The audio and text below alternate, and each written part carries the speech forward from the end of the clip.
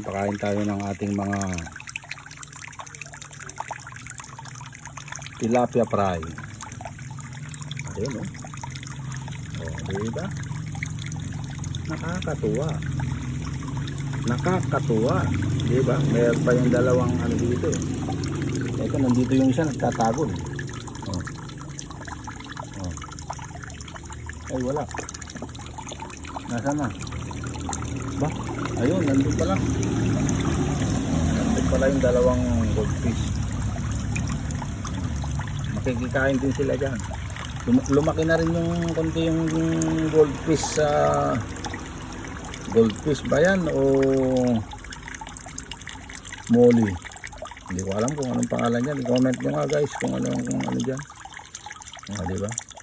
Kakatuwa yung mga tilapia, native tilapia natin. Oh. Lumaki na rin. Day 12. Alright. Yan po ang ating native tilapia na pinakain natin ng ano na yung pinakain ko, starter floater na binilog ko. Inaluan ko lang ng konting fry mask. Alright.